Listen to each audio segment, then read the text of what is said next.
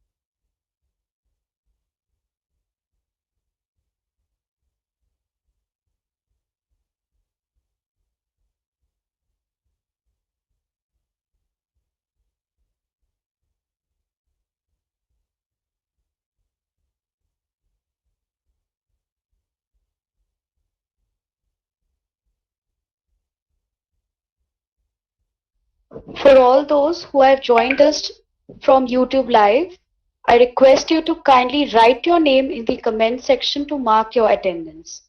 And for all those who have joined us from the Google Meet, kindly pin yourselves on the presentation when it starts.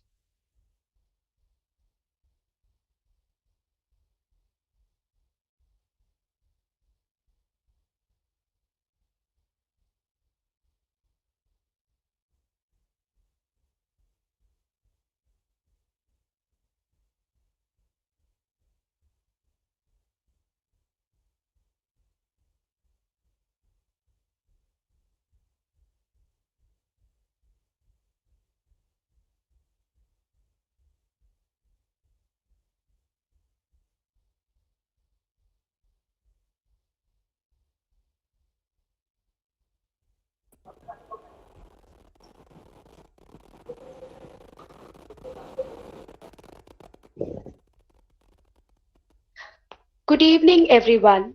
Thank you for joining this webinar on blockchain.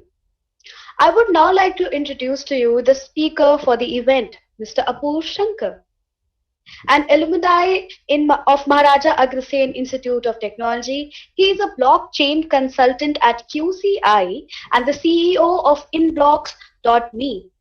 We welcome you, sir. I would now request Mr. Shankar to start the webinar.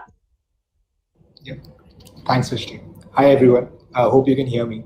Someone say yes. Just write yes on the chat box so I know that you can hear you. Perfect. So, yes, I'm an alumni of IT department of MAIT. I was there from 2012 to 2016.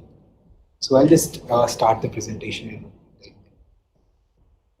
get you guys know. First, I'll introduce myself, tell a little bit about myself, that what my journey has been, and how exactly I jumped into blockchain and I started doing that. So can you see my screen now?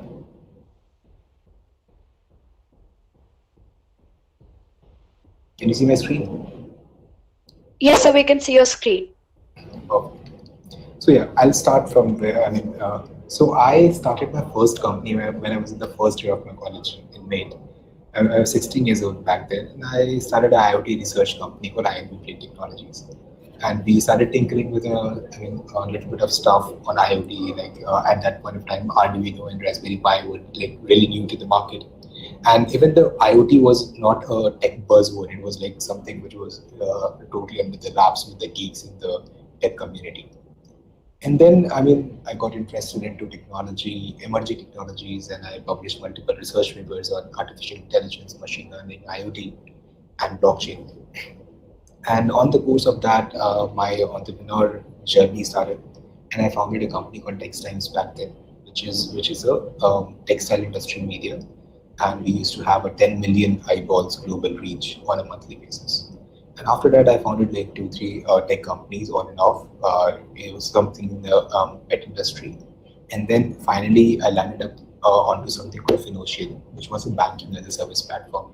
And that was when I this idea of blockchain and the entire thing started emerging inside me. So first, I was introduced to Bitcoin, which is the first implementation of blockchain in 2013 when I was in MAIT. So there's something called IBM Global Entrepreneurship Program. So you guys can look it up. So that provides you with more than $120,000 yearly in cloud credits, which you can use to perform your different computation operations, or you can go and build up your startup or start making things over there. So it makes it really easy for someone like a student who doesn't have that access to capital, but requires a lot of resources to execute cloud computation tasks. So from there, I started. I knew about Bitcoin, and then I was involved with Bitcoin a little bit, but not much. But with the Financial, the banking as a service platform, I got deeper into it, and then I founded Nikoin, which was blockchain as a service platform, and we were offering the same as AWS offers you cloud computing services. We were offering blockchain services to enterprises. And now I'm heading inblocks.me. So inblocks.me is a complete developer toolkit for building on top of blockchain. Okay, so that is my background. Yeah, hello. Yeah. Sorry to interrupt you, sir. आपकी आवाज पूरी clear नहीं है. अभी clear आ रही है? हाँ, ठीक है. Okay. Yeah. So were you guys able to get me, or I should start again? No, sir, we were able to get you. You can just continue with your presentation. Thank you. Perfect. Perfect. So yeah, talking about blockchain, we will start to talk about the internet first, and where exactly internet came from, what was the inspiration behind it, understand the fundamentals of the internet and World Wide Web, and then we will understand the philosophical importance of blockchain. Then we'll jump onto the technicalities of it. Okay. So first, let's talk about internet. So internet, as we all know, is a network of networks. It's like a lot of networks which are connected to each other. And internet by virtue, by design, is decentralized in nature. Okay. So what I mean by decentralized, that anyone can connect to internet without having to take permission from anyone. So for example, I want to connect to internet. I don't have to go to government and take a permission. I don't have to go to take a permission. Internet service providers are there, which are providing internet connections in a particular country. But I can also connect to the internet without the ISP. If host a server without the ISP, I can connect to the internet. So internet by virtue is decentralized in nature by protocol. But on top of the internet protocol, there is something called World Wide Web, which is deployed, which is the application layer built on top of internet, and which is completely centralized. So all the applications which are using on the internet, for example, Google or Facebook or anything, all those things are centralized. What I mean by centralized is that a single party is controlling everything which is going over there. So Google is controlling everything which is going inside Google. So when you create your Gmail account or do something on YouTube, the entire chain of command is controlled by Google, and Google can take your data, they can sell your data, they can remove your account, they can add your account, they can do whatever they want to do because it's centrally controlled by them. But as we are evolving on the digital side of things, and as consumers were getting educated about our data privacy rights, and a lot of things are coming in from the governments. Also, GDPR came in Europe, protecting and safeguarding the interests and privacy of the user. So users and consumers are becoming more and more aware about their data. And as it said, right, data is the new oil. So now the challenge was how to protect users' data. And also, as we were transacting more and more online, as we were making more and more online transactions, there was a need of a native digital currency. Now, for example, I'll just give you an example. Take INR, Indian rupees. So when I transfer Indian rupees from my bank account to your bank account, for example, through IMPS or NEFT or UPI, the information of the money being sent from my bank account to your bank account is coming through the internet.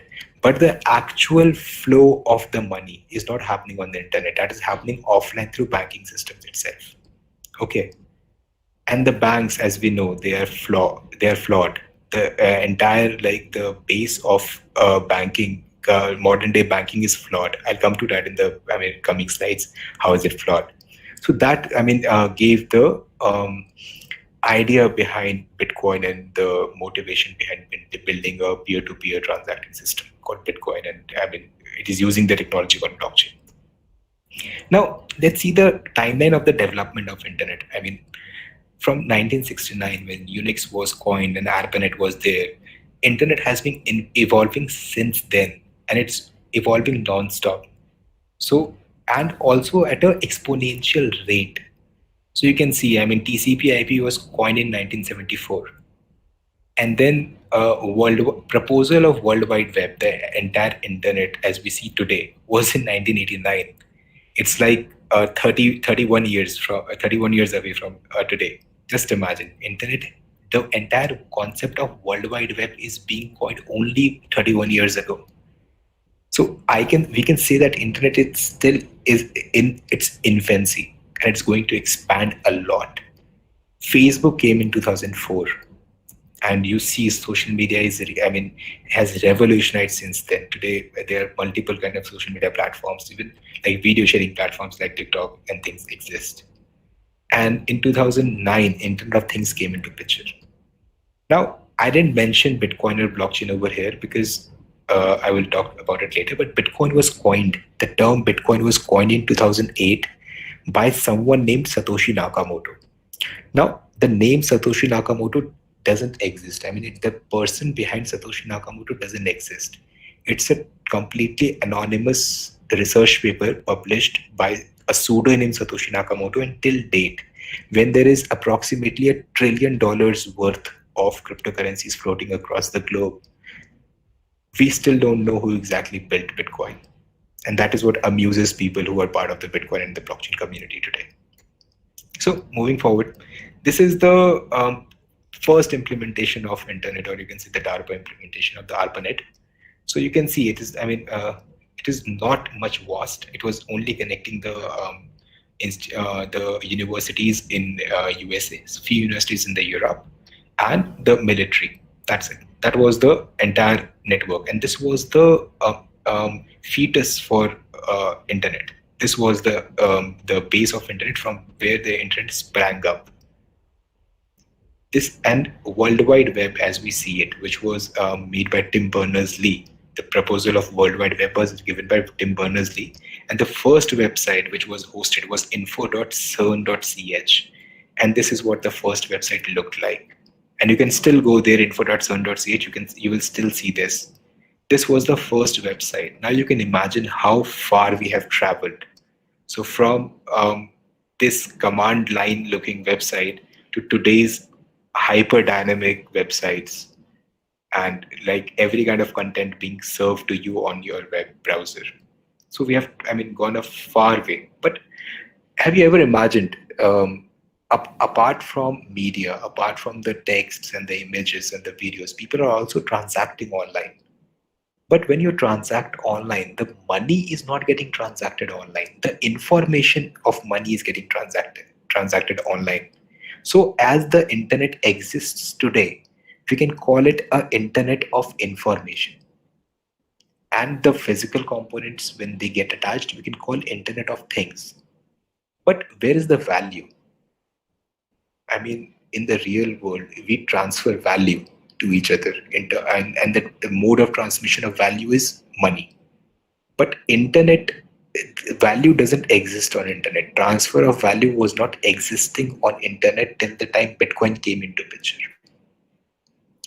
Now this is a picture of the present day internet, and you can totally see that it's totally decentralized in nature. By decentralized, it means there is no central point of failure. Even if I shut down a few nodes, it will still run on.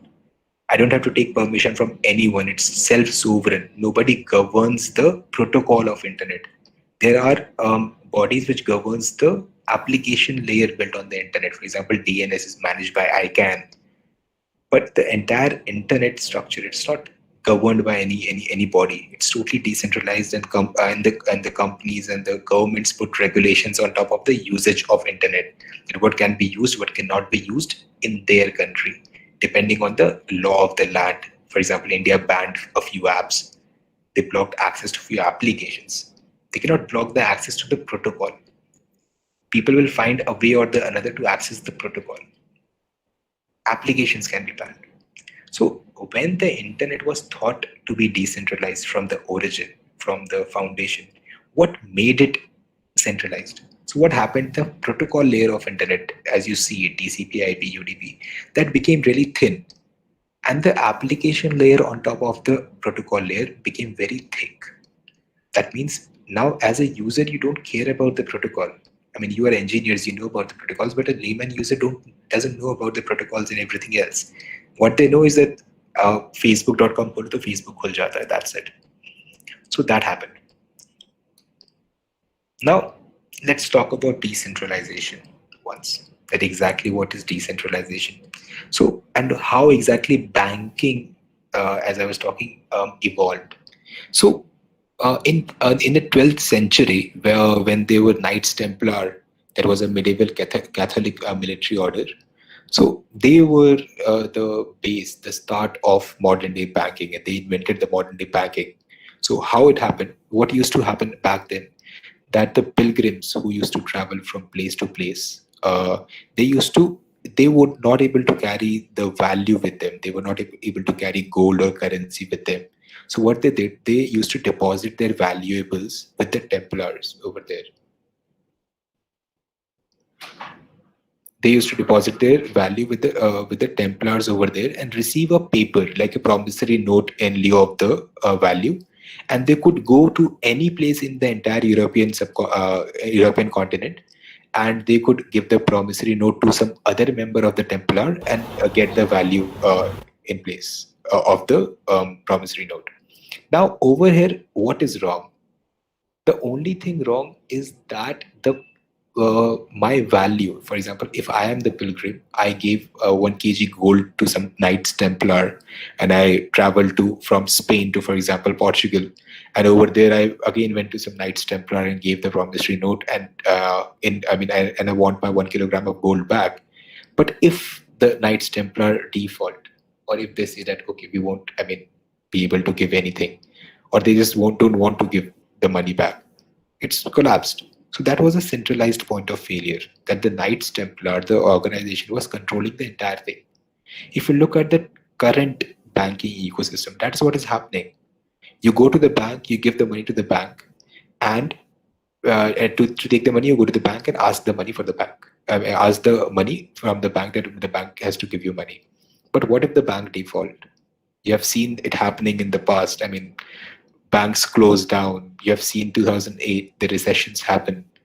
Entire banking industry comes to the knees. And I mean, if you look at the history of Venezuela, the bad leadership of the country resulted into an economic slowdown. And it's that bad that the people over there, their monthly wage cannot even buy a hot dog on the streets. If you read about Zimbabwe, they have a banknote of 1 trillion Zimbabwean dollars. The currency has inflated that much just because of bad leadership and bad economic decisions. If you look at Greece in the 60s and 70s, at that point of time, the government imposed a regulation that you can only withdraw $40 from a bank account in a week. It's my money. Why the government has a say into it? I mean, let's not talk about other countries. Let's talk about India. Demonetization happened. And the entire money was it was non-functional. The 500 rupee note and 1,000 rupees note became non-functional, and there was like lines of people standing in front of the ATM, and these things keep on happening. That means money is just a method through which I can transfer value. But in authoritarian states and these kind of parties, money becomes just not a store of value, but a lot more than that. So what Bitcoin came with is taking the money out of these possibilities and giving it to the people. That we control the money. So Bitcoin is not controlled by any company. It's not a company. It's just a network of people. I'll come to it. I'll explain exactly what Bitcoin is.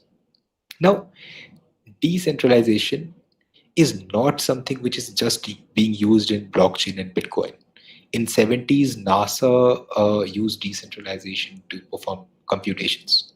So what happened on their space flight control computers? They had, instead of having one computer, they had multiple computers doing the same job, receiving the same input and giving out the same output. If a system made mistake, the majority would override it, and that is why there was no faults over there. So decentralization is not a concept which is used just for blockchain or Bitcoin. It is being used widely into multiple applications. Now, jumping onto blockchain. Now, what is blockchain? You understood what is decentralization, like taking power away from a central authority and giving the power to everyone who is inside the ecosystem. That is decentralization. Now, on the basis of decentralization became blockchain. Now, what is blockchain? Blockchain, in like few words, is a ledger which is immutable. Now, for example, you understand what is ledger. A ledger is basically a record of the transactions which I'm keeping. Now, let's take a scenario where there are two people involved and they are transacting. For example, I want to take 10 rupees from X person. So what I'll do, when I get the 10 rupees, I will take out a piece of paper, my ledger, bahi khate isko bolte hain, and I'll write it down that I received X rupees. I received 10 rupees from X. And same X will do and write it down somewhere. That, like you guys must be using splitwise. I will write it down over there that I gave 10 rupees to Y. Now, for example, I am not a good person. I'm a really bad person. What I did, I removed the zero from there. That I took only 1 rupee. When X came back to me, that I gave you 10 rupees, make wapas chahiye. So what I did, I said, no, it was not 10 rupees, it was 1 rupee. And there's a dispute between us. Now, to evade these kind of disputes, we use a bank. So bank keeps the ledgers for both of us. That whatever I transfer to X is recorded by the bank, whatever X transfers to Y is recorded by the bank, and we trust the bank instead of trusting each other. But as we talked last, 5-10 minutes ago, that banks can be faulty, and they have been faulty. The entire, I mean, if you look at the news daily, there must be one discussion happening over there, which is regarding how someone committed a fraud, or how banking is falling, or how bad loans are there, or things like that. So I can, for example, the amount increases. It's not 10 rupees, it's 10 billion rupees. I can easily ask the bank, "Okay, let's do one thing. Let's like defraud him, and I'll give you 1 billion instead of him to you." Bank will agree, and things will happen, and that will be a fraudulent transaction. So we cannot put our trust into a central authority or a central party. So what if there was a ledger where X person and I both are sharing the ledger? That means neither he has the authority on the ledger, neither I have the authority on the ledger. He puts the transaction over there, I put the transaction over there, and we both have to be in consensus. That would be great. Now imagine there are multiple thousands of people transacting, and they all of them don't have like different ledgers, but they have one common ledger where they put some entry. So for example, I have 100 rupees, I will put that I have 100 rupees. Now this ledger is with everyone, whosoever is in the ecosystem. They also receive that I have that Apoorv has 100 rupees, Apoorv has 100 rupees. I cannot lie to anyone over there that I have 200 rupees. And if I have done a transaction of 10 rupees, everyone knows that I have done a transaction of 10 rupees. So this method of transacting and record keeping is basically what we are doing is we are building a consensus of the people over there manually.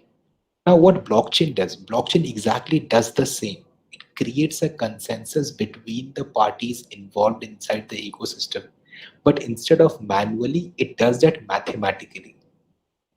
How exactly it does that? I'll show you. So can you see my new screen now? New tab. Somebody say yes, please, on the chat. Yes, sir. Perfect. Yeah.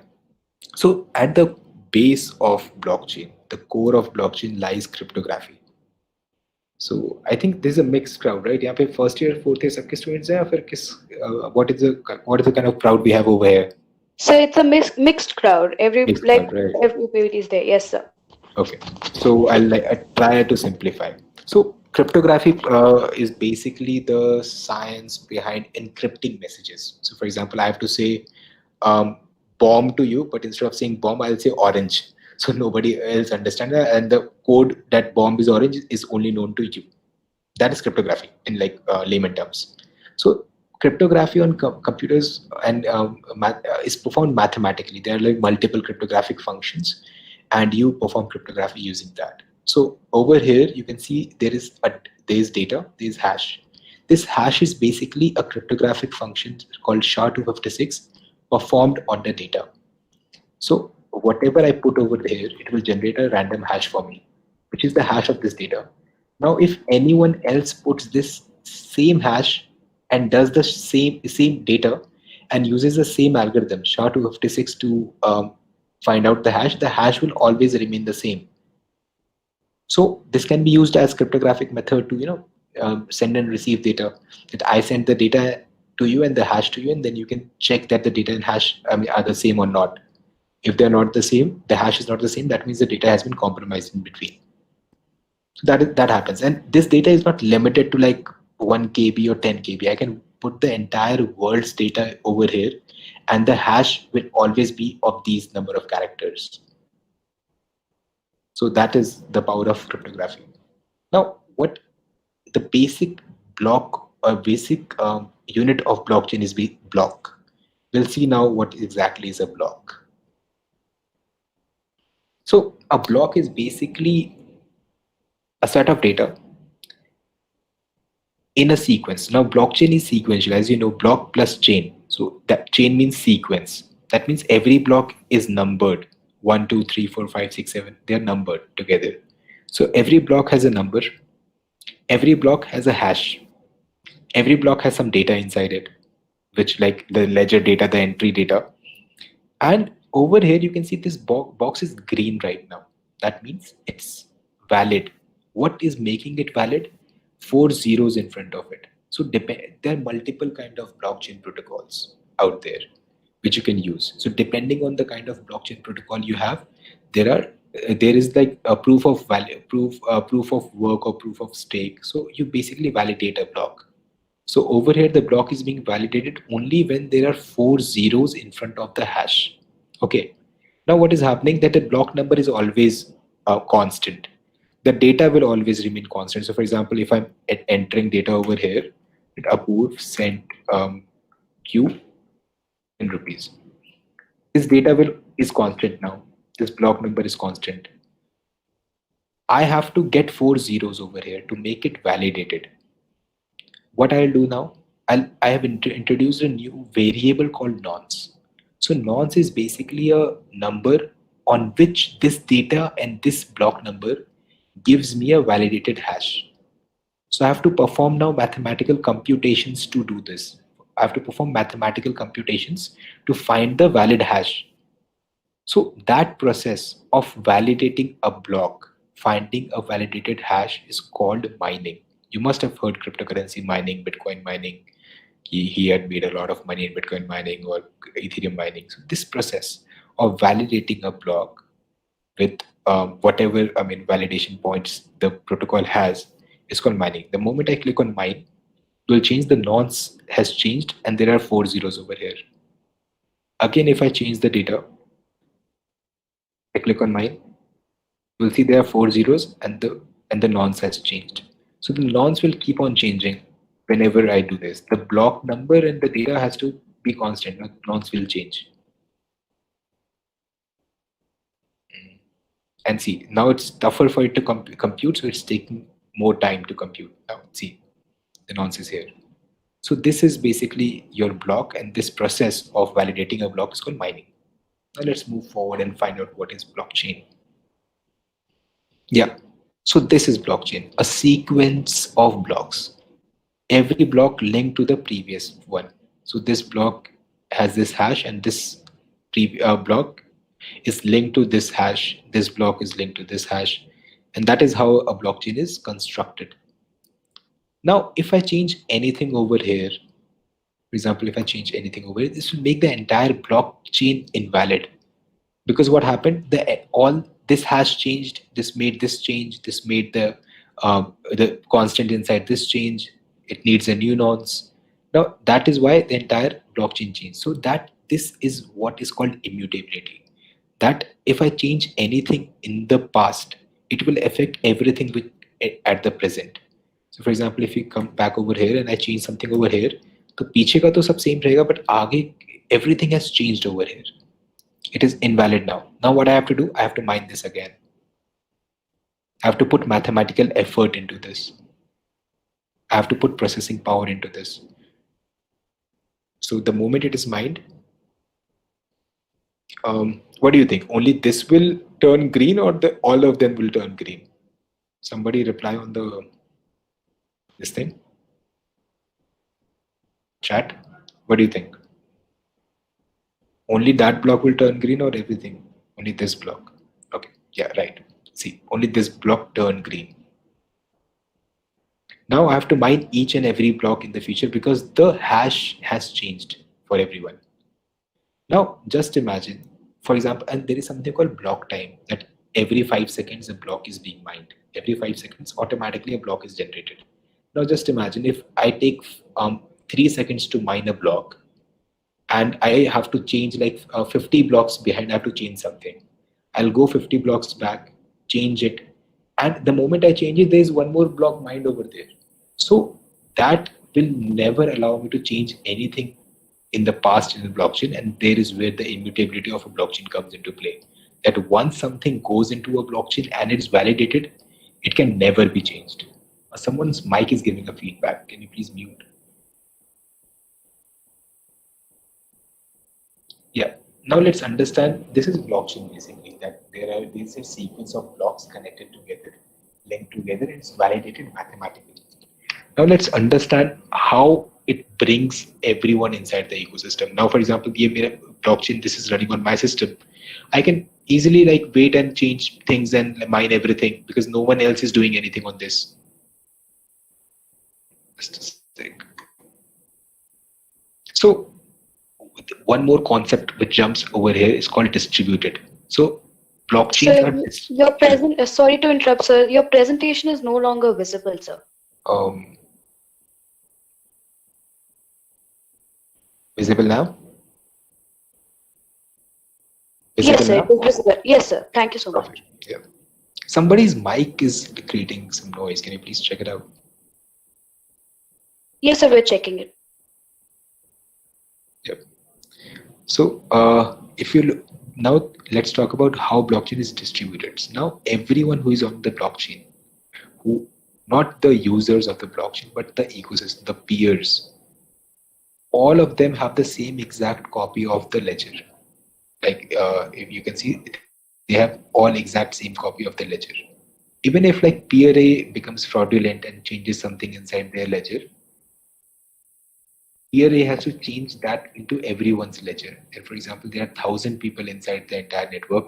Peer A has to change the same thing into 1,000 of the peers and has to mathematically validate 1,000 on 1,000 peers, and that will result into like ages that it will require enough computation power which can power Japan for a week.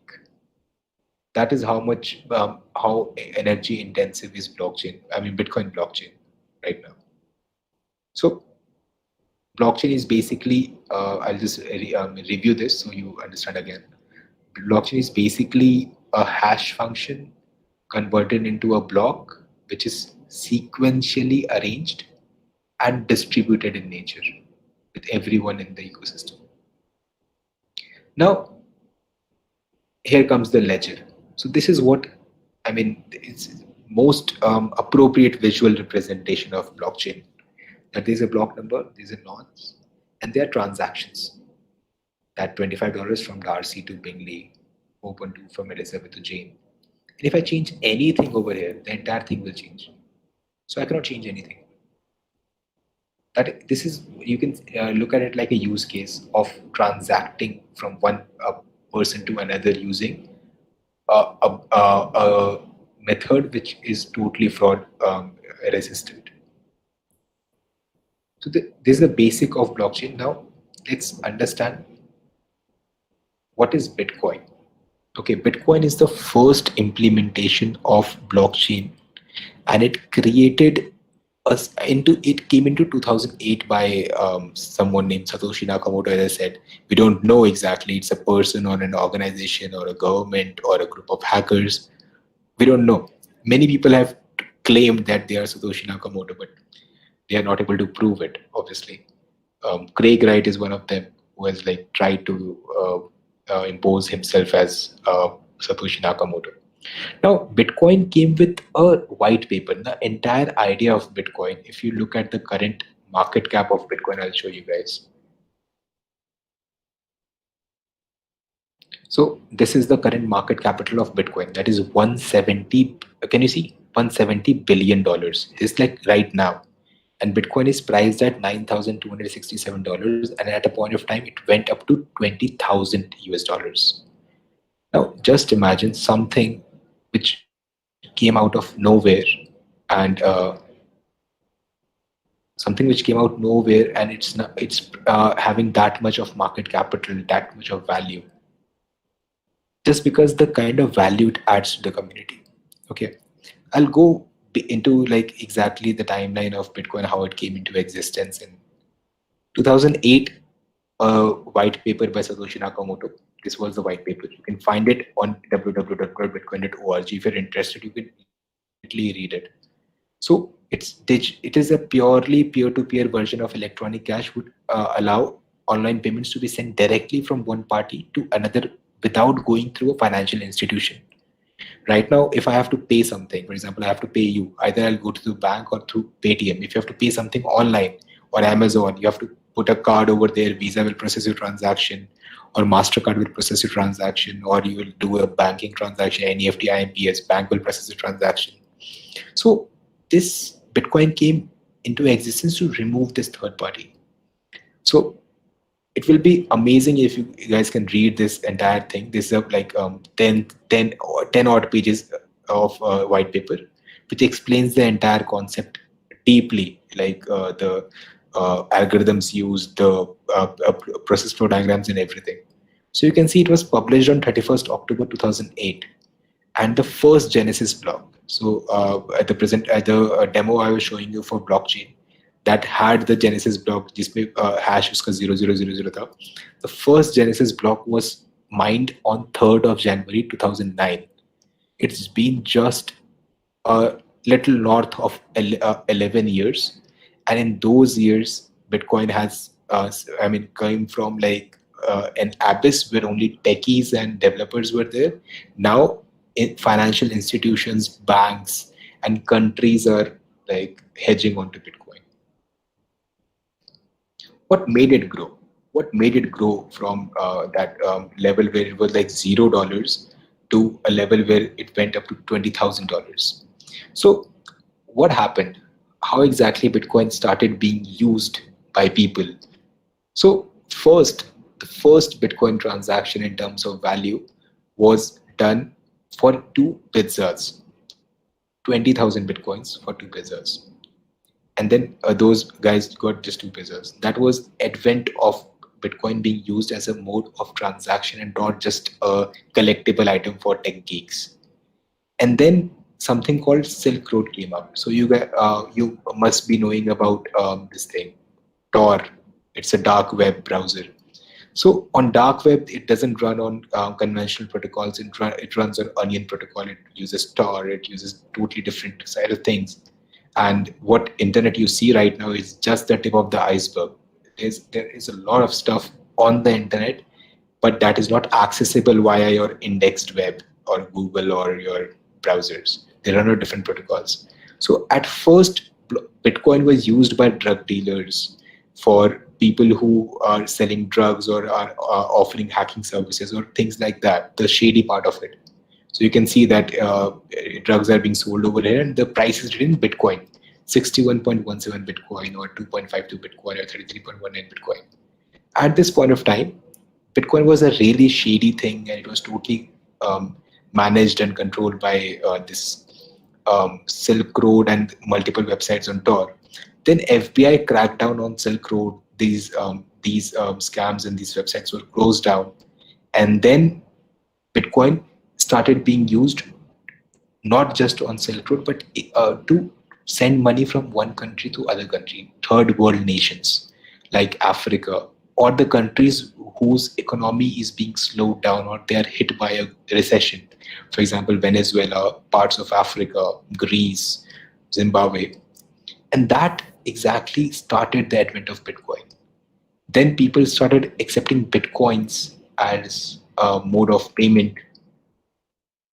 And then in 2014, it went up to $250. Then it went up to $1,200. And then it dropped back and it was being traded and people were trying to figure out exactly how to use it, because it's not just a user centric method कि okay आप इसको use करोगे तो आपको सीधा फायदा हो जाएगा. There's a lot of philosophy behind Bitcoin, the philosophy of decentralization, the philosophy of democracy. So now, if you see, I've quoted a few incidents that exactly what happens. If you see, Bank of Cyprus deposits lose 47.5% of savings. So depositors at bailed out Cyprus Large Bank will lose 47.5% of their savings exceeding 100,000 euros. Just imagine, you have deposited some money inside your bank account and the bank does something wrong and your money gets lost. At a point of time in 2014, the number of the amount of money which was burgled from people was lower than the amount of money which was taken by the government, which was seized by the government. Just imagine. And these kind of things, people who were aware exactly what is happening and they were able to see exactly what is happening, they hedged on Bitcoin. Now, Silk Road, which I showed you earlier, which was a shady website on Tor, they got cracked down by the FBI, and FBI auctioned their Bitcoin, and someone known as Tim Draper, which is a huge Bitcoin investor, and he runs Draper University and multiple things, Boost VC and things like that in the US. So he bought Bitcoin for 48 million at that point of time, and today those 48 million worth of Bitcoins are worth $2.4 billion. Just imagine the kind of value shift it has seen, Bitcoin has seen from then to now. And it's not just about Bitcoin. Now there are multiple blockchain networks, like Ethereum is there, EOS is there, XRP is there. There are numerous, thousands of protocols. Most of them are scammy, but you can find like 15, 20 very good protocols you can start building upon. I'll come to the development and everything. Let's talk about now Mt. Gox. So Bitcoin as a currency, initially it was used by people in the tech community, but then it got eyed by the traders and they started speculating on it as an asset class. And then Mt. Gox was the first Bitcoin exchange to exist. And then Mt. Gox got hacked in 2013. And then the entire then Bitcoin also dropped down. Then a lot of new exchanges came into picture and things happened. So now a lot of people call Bitcoin as a bubble. So yes, the bubble phase of Bitcoin was there at a point of time. So this is how a bubble cycle is. Bubble can be anything. So we have seen internet bubble in the past. We have seen Bitcoin bubble like recently 2 years ago. And maybe we'll be seeing more bubbles in the future. So this is what a bubble looks like. What happens? That there's a stealth phase. 2008, 2009 was Bitcoin's stealth phase, where smart money, the people who understand it, started putting money. Then the institutional investors jump into the picture. They start putting money just to make money on top of money. And the thing about institutional investors are they are really, really weak hands. At the first sign of a bear trap, they will sell off and leave the entire ecosystem. So that happens. Then the media attention comes into place, and then the public knows about it. So in 2014, 2015, public started knowing about Bitcoin, and then comes greed, delusion, and a new paradigm. And then again, the market is soaring high, and everyone is coming because of greed or delusion. And the moment it dips a little bit, people just weak hands start losing it, and then there's fear, there's capitulation, and then despair, and then the return happens, and there is where the entire process starts. Exactly, things start building on top of it. So now approximately we have reached the point of time where Bitcoin is no longer a bubble. Now, as I was mentioning, what happened in Greece. So there's a meme on that I love ancient Greek ruins, and the girl is saying this was a bank yesterday. Actually, this happened over there in Greece. That the banks were demolished. There was nothing left. Their monies were confiscated by the government. Now, this was all philosophy, that exactly why we need Bitcoin or why we need blockchain or other cryptocurrencies. And now there are two things which I would like to talk about, and one is value and one is trust. Now, anyone who can unmute and tell me what is value? Anyone? I want it to be a more engaging webinar and not just me speaking. It feels really awkward. Anyone? Nope. Okay, I'll do it. So, value is something which which I hold. For example, I can perform a particular task, so that is my value. Or gold contains a value. Gold is a store of value, and we use money to transact value. So, for example, I'm good at, Node.js programming. So I will transfer that value to someone if they pay me some money. So transfer of value is happening over the money. So money is not value. Money is the mode through which you can transfer value. And value is the intrinsic value of a particular thing. And the second thing comes over there is trust. Now, for any transaction which I has to do, there should be intrinsic trust into it. If I'm giving you 100 rupees, I should be able to trust you on 100 rupees. These two things are very important. And um, what happens on internet is that we were just sharing information before. So this shift from transacting just information to transacting value can only happen if there is trust into the ecosystem. If there is no trust, I cannot transfer or value over there. So the Bitcoin or any system which was being designed to transact value had to be trusted. But you cannot trust a random two lines of code, right? So instead of making it a trusted system, Satoshi Nakamoto made it a trustless system. You don't need trust to do a transaction over there. What it means that the technology itself provides the trust. The computation, the mathematics provides the trust. You don't have to trust the party you are transacting to. You have to trust the technology you're transacting on. So that came the shift. So I have like a few slides over here that exactly what a ledger used to look like in the past. So you guys have a reference. Then this is the difference between centralized, decentralized, and distributed. So you must have heard about distributed computing. You must have, we have been talking about centralized and decentralized ecosystems. So centralized ecosystems are the places which have single point of failure. Over here, if this single point fails, the entire system collapses. In decentralized ecosystem, there are multiple points to where multiple things are connected. So there is no single point of failure. And in distributed systems, everything is connected to everything. So the torrent which you are using, uTorrent or something like that you must be using, that is a distributed system. Blockchain is a decentralized system, and your Google and Facebook are centralized systems. Now, how exactly does a blockchain work? So one party requests a transaction. The requested transactions are funneled into a peer-to-peer network and broadcasted to each individual computer. So we already talked about exactly how peers are there and how exactly the network is made. There are multiple peers and they all receive the same transaction and mine the same transaction. Now, individual nodes receive the request and validate the transaction using an algorithm like SHA-256 being used over there. And then the approved transaction are represented as blocks and added to a public ledger, which is distributed amongst all the ecosystem people over there. And once the block is added to the existing chain, the transaction is complete and permanent. So this is how the blockchain works. Now you understand what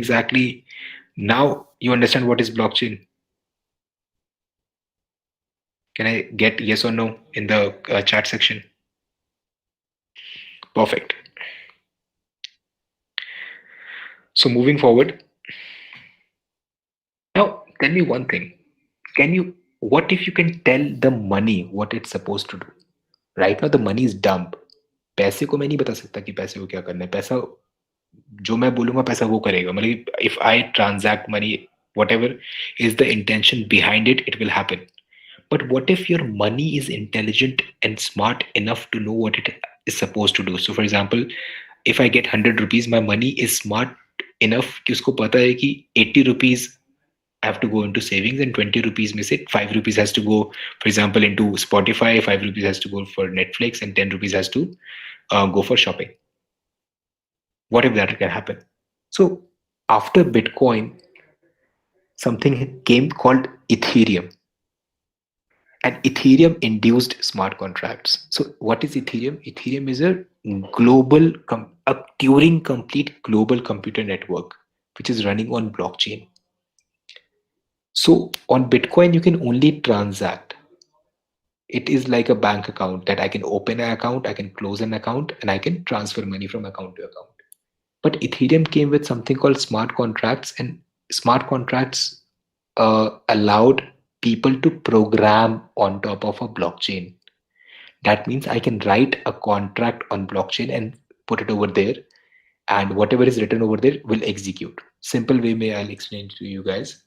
Have you seen a vending machine that you go to the vending machine and you press the number over there, whatever number is, and you put in the money, and the whatever you have ordered comes out of the vending machine. That is what a smart contract is basically. It's a digital vending machine kind of a thing where you can write any kind of code you want. You write code on Solidity on Ethereum. Solidity is a language, is a it's a part of JS and TS only, a mature version which you use to write smart contracts on top of Ethereum. You can program anything on top of it. The same way you program your basic applications like Node.js application or your PHP application, Python application. You can program the same thing and deploy it on blockchain. And then you won't be controlling it then. It is being controlled by the network. Whatever code is written over there, it will automatically run it. So for example, you have written that if you receive 1 Ethereum, transfer zero point 0.5 Ethereum to savings account, zero point 0.5 Ethereum to your, like for example, hot wallet. That will happen automatically. You don't have to process that thing.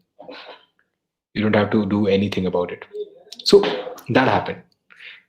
Blockchains also became smart. So exactly what it happens that there's a predefined contract deployed on the blockchain, and there are event triggers. So event trigger can be a transaction initiated, or you can send some information to the blockchain, and then execute and value transfer happens, and there's a settlement over there, and that is how it happens. Now, with this coming into picture, the smart contracts coming into picture, it opened an array of applications and use cases on top of blockchain.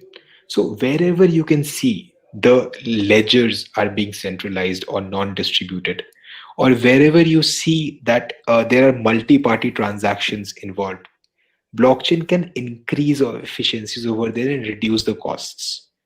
Let's take an example of healthcare records. So abhi kya hota hai, for example, I go to a hospital, they will create my user ID and everything, and they'll upload all my records inside that. I go to some other hospital, I cannot access those records from the previous hospital. I have to take out printouts and give it to the doctor over here. I go to some other hospital, same thing happens. Because hospitals, they are also right. They cannot share patients' data with someone they don't trust. So what if there was a blockchain network between the hospitals, and every hospital puts the patient's data on that blockchain, and on the when the other hospital is trying to access the data, the patient has to approve that, and the hospital can then access the data of the patient. That can also meet the compliance and the regulation of the country, and at the same time provide that data portability from two non-trusting entities together. So like this, you can see in digital currency, you can use blockchain into e-commerce, global payments, remittance, P2P lending, microfinance. For record keeping, you can use it for healthcare, title records. Wherever. For securities, you can use it for equity markets, debt, crowdfunding. So crowdfunding is one of the largest use cases in securities. If you guys are aware, in 2016, 2017, there was bull market, and there was the Bitcoin bubble, the entire cryptocurrency bubble, and crowdfunding became a major thing, and ICOs came into picture, initial coin offerings, and people raised more than $500 million in less than 8 months on those kind of crowdfunding, which had no liabilities and totally decentralized. And there are like multiple smart contracts which can be built on top of it for escrows, wagers, and digital rights. So there is a country in Europe called Estonia. 80% of the country's governance is on blockchain. Many countries all across the globe are experimenting with voting on blockchain. In India, our government is using blockchain for educational certifications. It's using blockchain for land records management. It is using blockchain for DMAT account, CKYC management. And banks are using blockchain for foreign remittances. So for example, if I have to send like $10 million from India to Europe, how it exactly happens that I put a request to my bank, entering the bank details of the European friend of mine to whom I have to transact. The Indian bank will take in the transaction. That transaction will be processed through NPCI, will go to the settling house. The settling house will then make the transaction into a SWIFT transaction. SWIFT is the international method through which you transact. Then the SWIFT transaction will happen between this bank and that transaction will not be direct from bank to bank, but there will be a settling bank in between, like JP Morgan and Chase, and that bank will settle the transaction between these two banks, and then the transaction arrives over there in the federal bank of whatever country you're transacting in. And then, for example, it's Europe, there's something called SEPA. Like India, we have NPCI, they have SEPA. The transaction will go to SEPA, and then the person will receive the funds over there, and this will at least create a loss of 2 to 3% of the entire funds. At the same time, you have to send that money through Bitcoin.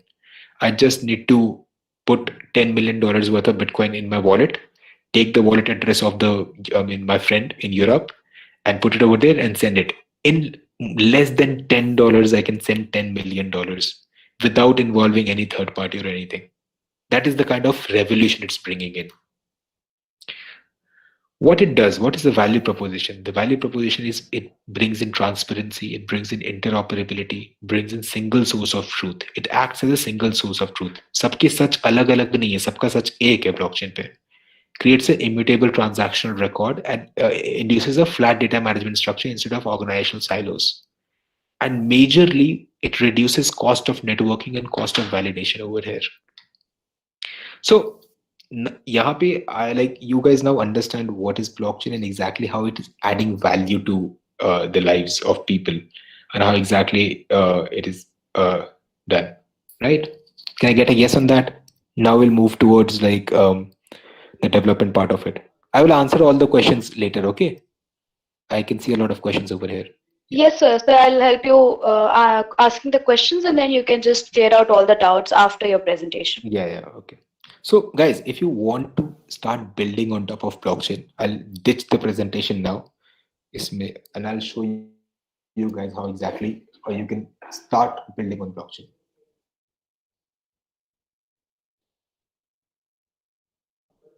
So yeah. So there's something, as I was talking, there's something called Ethereum out there. So if you just go on Google and search Ethereum, you'll reach Ethereum. And you can go to the developer section over here and get started. And you'll find all the right tools and things you need to create blockchain applications. If you want a course on top of it, so you can go to, for example, what is Upgrad and take a course on blockchain from there, or you can go to Talent Sprint, or you can go to, like, there are multiple kind of online courses available on blockchain if you want to go on the development side. But even if you want to go on the cryptocurrency trading, or you want to go on the business analytics side of it, or data analytics side of it, or for example, you want to go building a company on top of blockchain, a startup. So for everything, you need the basic fundamental understanding of blockchain, which I totally cannot cover in like 1.5 hours. I can just give you an overview and make you guys interested and your minds tickle. Nothing more than that. So you can do that. You can go over there and find search for blockchain programs and take up a small program. Don't invest much money into buying a expensive program. Take up a 5,000 to 6,000 program, and then inside the program, don't look at the content. Look at the direction, and use that direction and do your own research. DYOR, and that is how you learn the most. From these courses, you will just get the direction right. And you can then use that direction and do your own research and like figure it out. There are multiple tools. So, for example, I guess third and fourth year students will understand JS, and they must have like there's something called Web3.js. This is a library built for JS for Ethereum. So by using just 2 lines of code, I can induce, by just using this line of code, I can start using building on top of blockchain using JS. Okay, there's something called MetaMask. So MetaMask is basically an extension which allows you to send and receive cryptocurrencies. I'll give you a demo of MetaMask also. Wait, let me share that.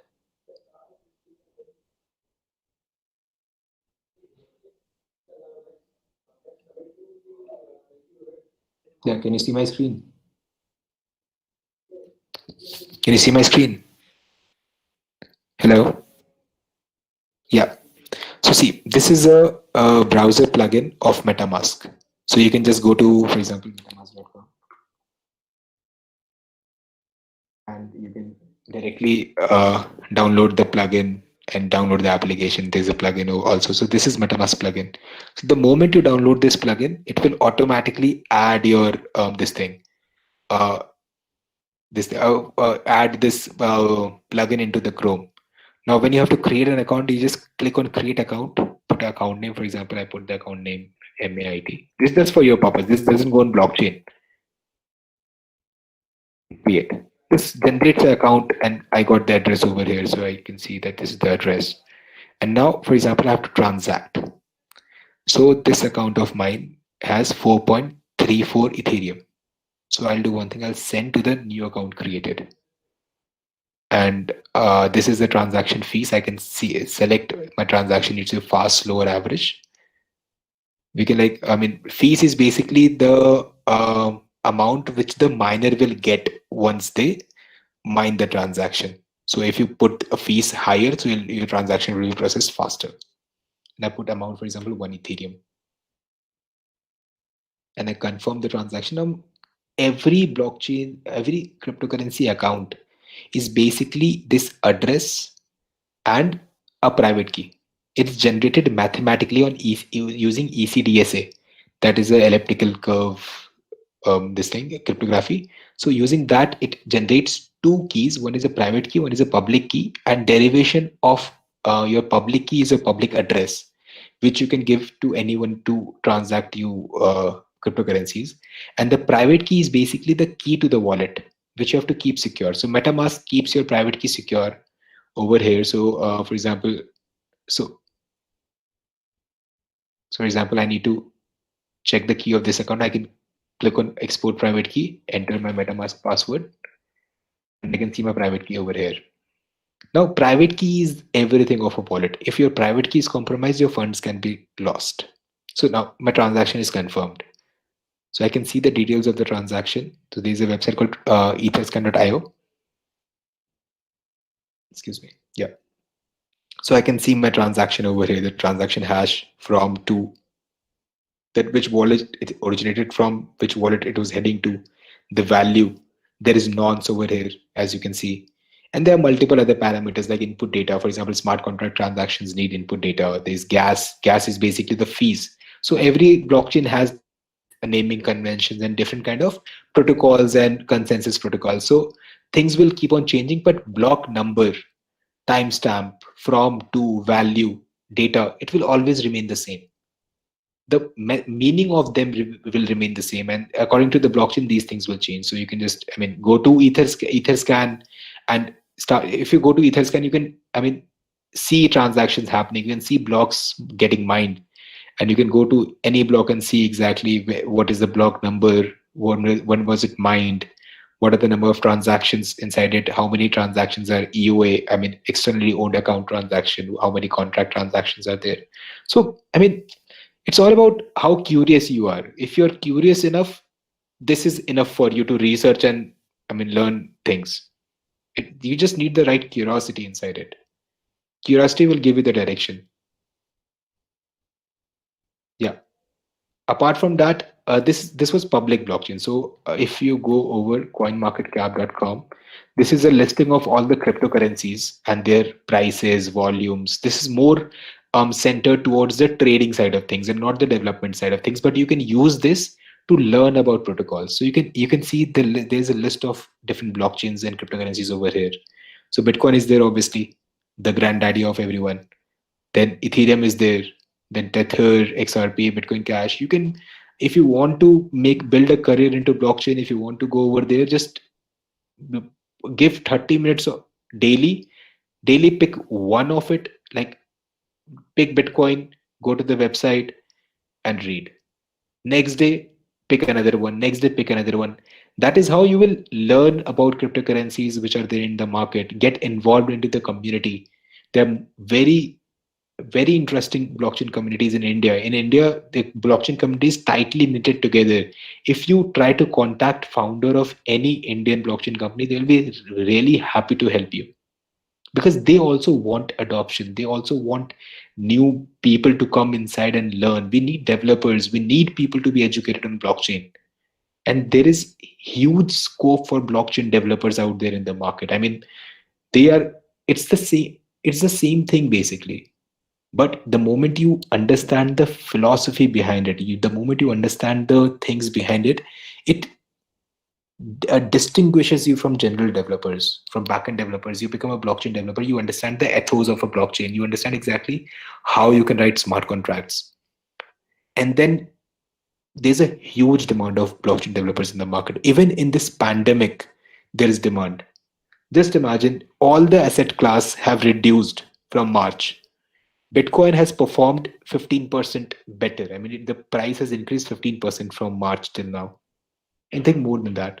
So things keep are really, really amazing inside the ecosystem. If you want to make a career into blockchain, you should start right now. Apart from this, there are multiple protocols. There's something called Hyperledger. Okay, so if you can see my screen, there's something called Hyperledger. It's a private blockchain ecosystem, and there are multiple tools by it. So Hyperledger Fabric is basically um, um, a Byzantine fault tolerant, that is a kind of a consensus algorithm tolerant private blockchain provider. Then Hyperledger Burrow is there. This is an analysis tool. Hyperledger Iroha is there. Sawtooth is there. Indy is there. Indy is identity management mechanism. There are a lot of developer-centric tools, developer-centric materials available out there if you are ready to absorb. Again, saying, and there are strong communities of each project. It's not that the blockchain ki community ही है सिर्फ. Every project has their own community on Telegram, on Discord, on Reddit. You can subscribe to them. You can start participating over there, and things will start reaping out. You can just start. Yeah, I'll end the presentation over here. I won't take much time. So I think, I mean, this presentation was just to, I mean, just meant to tickle with your minds so that you know you have a direction of things. And now, if you want to learn more, you have any questions, anything, I'm on Twitter by Apoorv Shankar _. You can follow me there, and you can like ask me questions in the DM, or you can directly email me at apoorv at inblogs.me. I'm always available for like you'll not get replies instantaneously, but yes, within a day or two you will get a reply. So yeah, thanks. Thank I'm you ready so for much questions. Yeah. for the presentation. And now we'll start with the questions. Yeah. So, the first question is there a career in cryptocurrency as a broker? Yes, there is a career in cryptocurrency as a broker. So cryptocurrencies are traded heavily on exchanges on a daily basis. If you see, there are more than like tens of billion of dollars of cryptocurrency which is being traded over there. And there are brokers who are trading for other people. So yes, there's a career. There are investment funds built on top of it, which are holding like hundreds of billions of dollars inside that. So a huge opportunity if you have that trading mindset, if you had that kind of um mindset through which you can trade. Very good. So, the next question is that can we use cryptocurrency just as a source of investment and not getting into the blockchain tech of it? See, it depends on the kind of individual you are. There are people who are taking cryptocurrency just as an investment, and there are people who are taking cryptocurrency uh, as a mode of transfer of value. There are people who are taking cryptocurrency as utility tokens. So when you dive deeper into it, there are multiple blockchains which are basically has utility tokens. Their currencies are not just for transacting, but they are being used on the blockchain. Go to compound.finance, you'll find it out.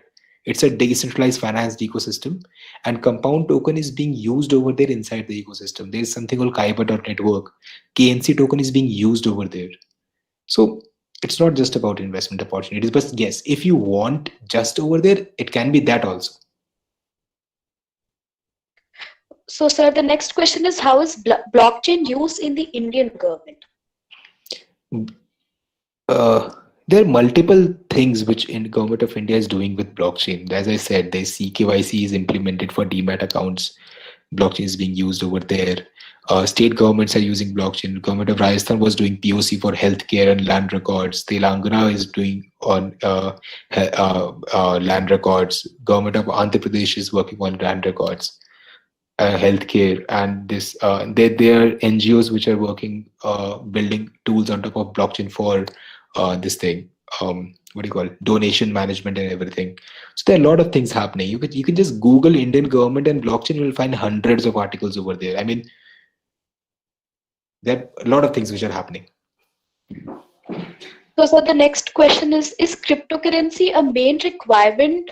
Cryptography actually is cryptography a main requirement for starting the blockchain as a career?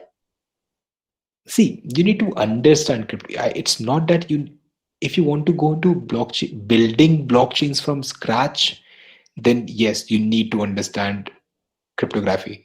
But if you just want to build on top of blockchain, for example, you want to build decentralized applications or you want to build something else on top of blockchain, you should just have basic understanding of cryptography, that exactly what it is, so you don't get confused exactly what is happening. आपको इतना पता होना चाहिए कि क्या हो रहा है. Depth होने की जरूरत नहीं है. Depth is only required if you want to go into research and you want to build your blockchain and not just applications on top of it. Yeah. So, sir, the next question is how can we use MetaMask to create a wallet? How can we use MetaMask? I just demonstrated that, Srishti.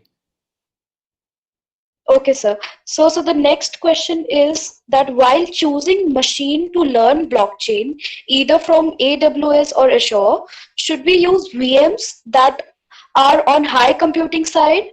And what sort of machines would you recommend? And what parameters should we take while selecting a virtual machine? Let me read the question once. Wait, this is your question, right?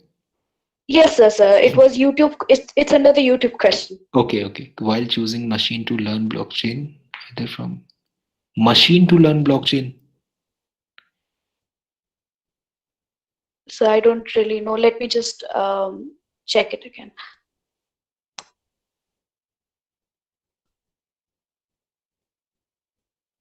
I'll just ask the person to just frame the question again. We can move on to the next question, which is, sure. I anticipate my gaming laptop for ineffective to perform mining.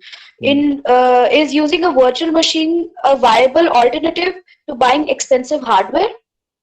See, cryptocurrency mining is a highly resource intensive task. Okay, I mean, gaming laptops were being used to mine back in 2011. Now ASICs are there in place. ASIC is, I mean, a specific circuit designed to mine cryptocurrencies. Graphic cards, I mean, I remember when I used to mine cryptocurrencies in 2013, 2014. At that point of time, it was not that difficult to mine. It was going great with my IBM cloud servers and my MacBook. But in 2016 and 2017, I was having 600 rigs with 6 graphic cards, 10 Ti, NVIDIA 10 Ti. You guys, I mean, the gamers must be knowing how powerful is that. 6 graphic cards onto one rig, one processor controlling all the 6 graphic cards. And then also the mining was not profitable over there. So if you're looking at profits from mining, gaming laptop is a big no. But if you just want to understand, play with it, you can do it on a HP small laptop. Doesn't matter. Okay, sir. So the next question is, how does blockchain come into play with decentralized computing networks like Blockstack?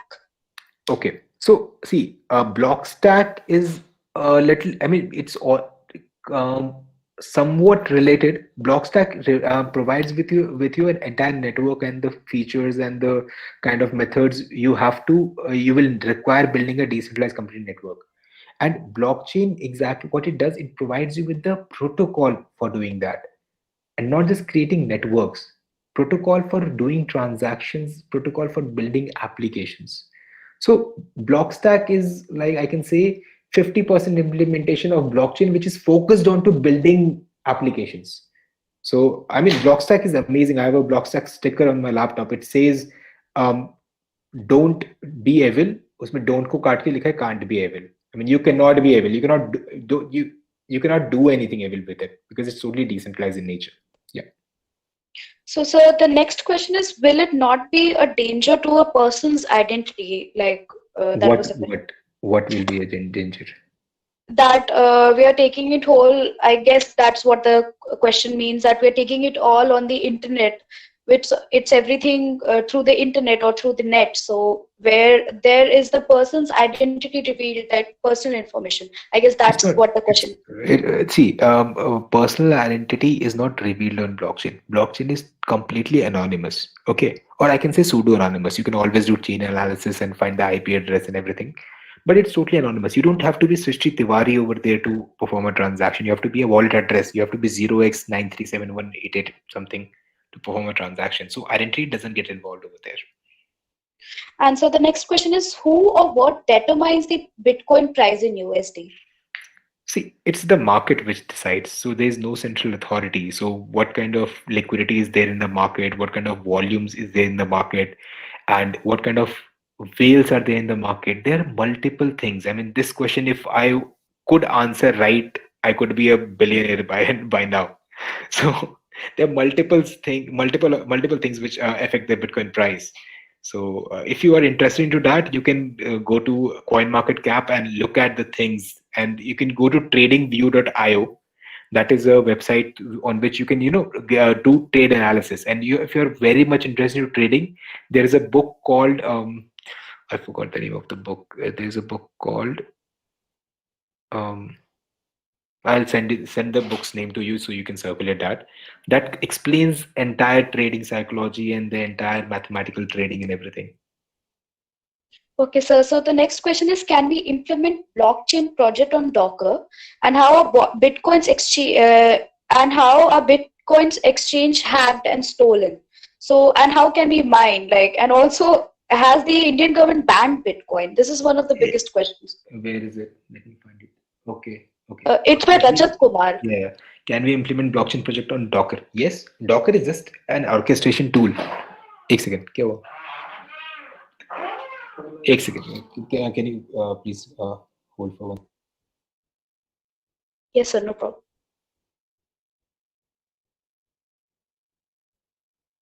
If there's any other questions, kindly please ask it. I'm so sorry. Yeah. Can we implement blockchain project on Docker? Yes, you can implement. See, Docker is an orchestration tool. You can deploy anything on top of Docker. But you can, for example, I've built an dApp on Ethereum. So the smart contracts and everything will be on Ethereum blockchain only. I can use Docker, for example, for running my JS application, which is interacting with my smart contract. Or I can use Docker to deploy one node on the blockchain to, sync all the transactions. Docker is just the orchestration method. So, and then the second is how our Bitcoin exchanges are hacked. So there are multiple ways a Bitcoin exchange can be hacked. So Bitcoin exchanges basically have hot wallets. So if someone gets access to the hot wallets, they can be hacked. Or for example, I mean, see, protocol on the protocol layer on the Bitcoin blockchain, it cannot be hacked. But if you compromise the private key, for example, you're hacked. If the place where your private key is kept is, vulnerable, it can be hacked. So hacks have not happened on the blockchain. Hacks has always happened on the application layer, like exchanges or wallets, where the private keys are compromised. And then is how can we mine Bitcoin? To mine Bitcoin, someone's mic. Yeah. To mine Bitcoin, go to if you want to make a profit, go to bitmain.com. It's a Chinese company. They make ASICs. ASICs are like the miners specifically designed for Bitcoin. If you don't want to make profit and just play around, you can mine it on your laptop also. Go to Bitcore. You'll find the Bitcore library over there on GitHub. You'll find the entire thing is on the README documents over there. And if you face any issue, you can definitely email me. How has Indian government banned Bitcoin? It has not banned Bitcoin. Who said that? The RBI came out with a circular in 2012 that investment into virtual currencies or VCs are risky and everyone needs to be cautious about it. And that same circular was being re-quoted again and again till 2017. Then there was a Supreme Court case filed by IMAI and all the industry leaders in the blockchain community. And we won the case 1 month ago. Today, Bitcoin trading is totally legal in India, compliant with banks. I can read a question. Is Bitcoin legally acceptable by government? See, government doesn't recognize Bitcoin as a legal tender. That means the banknote you have, it's a legal tender. That means the government assures the value of it. But government cannot assure the value of Bitcoin, right? So you cannot go to the government कि मैं tax Bitcoin में pay कर देता हूँ. But yes, if you have made money through Bitcoin, you have to pay tax on it, and the government accepts that.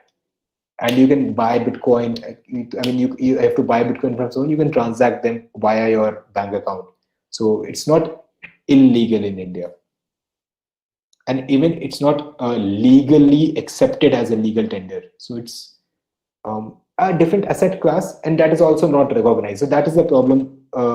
That is a regulatory problem which is being faced right now, and I think the government will resolve it soon. But it's totally not illegal in India. There are exchanges worth billions of dollars in India. You can Google WazirX, CoinDCX. They're amazing companies with amazing developers and amazing founders. Yeah. Okay, so the next question is, there are many new Bitcoin currencies upcoming in the market. People coming up with their own apps prying on the gullible undergraduates. How can we differentiate from the ones we can trust? See, let's not call it Bitcoin currencies. Let's call it cryptocurrencies. Okay. And yes, there are a lot of scams happening. There are a lot of things coming in the market. So, I mean, the only way to be secure is DYOR. Do your own research. Whatever comes over here, whatever comes to you, whosoever proposes it to you, what you need to do is just reconfirm everything. Look at the team they have. Look at the kind of team. Look at their LinkedIn profiles. Look at their white paper. Look at what they have done so far. What is the background of the team? What kind of product they are trying to build? How much they have built it? It's don't believe if someone comes to you and says, okay, I'll do one thing. You put in 10 rupees today and you'll be having 20 rupees tomorrow. Don't believe that. That doesn't happen. 95% of the times that is a scam. Don't do that. Yeah. So, sir, I think this will be the last question. That is the mining hardware vulnerable if we are talking about the hacking aspect of it? Depends. I mean, it's a highly subjective question. Every kind of hardware is vulnerable. Vulnerable how? That is the question. So, I mean, if you are just putting on your ASIC miners, they're vulnerable by hackers. They can change the keys over there. But if you have a strong firewall and you're using a VPN, that cannot happen. So every hardware is vulnerable. You have to just manage it in the right way. Every system is vulnerable. You have to manage the security, right? Okay, sir. So I think this will be the last question. That what factors should we keep in mind while doing our own research, and how do we get access of the white paper? I guess it's online. It's on the internet. I guess Yeah. the white. So white paper. So all the white papers of the. I mean, whenever you are investing into a project, someone came to you that okay, this BitConnect coin, for example, and if you invest in this, you'll get this much money and everything. Don't believe that. Go to the website. There'll be a white paper over there. वहाँ होगा ही होगा. So look at the white paper. Look at the team. Team is very important. Who has built that? Now, Bitcoin was the first case. There was anonymity behind who has built it, and nobody sold Bitcoin. It came into existence and it started being used. Nobody sold it. If someone is coming to you to sell something, verify what is there. Don't trust. Verify. The white paper will be on the website. If there's no white paper, don't do anything. Look at the team. If there's no team, don't do anything. Look at the background of the team. Are the developers who are building it, are they competent enough? Is the CEO, has he built something before? Or does he have a background in the things he's trying to build? So those are the kind of things you need to be, sure about. Okay, sir. Thank you so much, sir. And would you like to just present your views? How was your experience in the webinar? Yeah, it was good. It was good. I think we could have made it more interactive if there were like 2-3 more people over there and there was a discussion going on. But it was amazing. I mean, good. Yes, actually, sir, we all, I think this has been one of the first webinars on blockchain. So that was the reason. And sir, thank you so much for your information. It was very informative. You learned a lot today and it was a wonderful experience. Yeah, thank you. And Thank you so much. who has questions, kindly email them to me. I'll try to reply. I'm putting my Okay, sir. email and my Twitter on the chat. Okay. Okay, sir. Guys, thank you.